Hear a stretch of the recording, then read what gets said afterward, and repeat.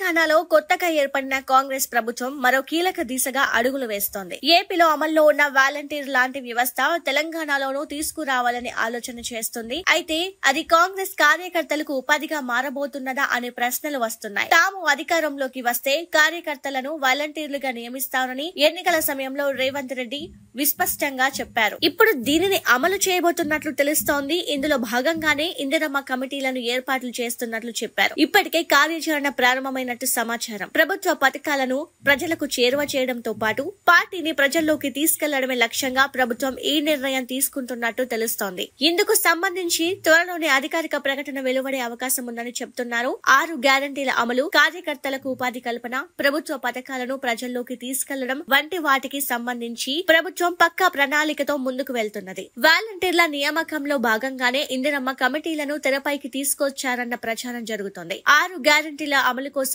గ్రామాల్లో ఇందిరమ్మ కమిటీలను ఏర్పాటు చేయాలని బుధవారం జరిగిన కాంగ్రెస్ కార్యవర్గ సమావేశంలో నిర్ణయం తీసుకున్నట్టు పార్టీ సీనియర్ నేత మల్లు రవి స్వయంగా ప్రకటించారు. ఈ కమిటీలో 5 నుంచి 6 సభ్యులుంటారు.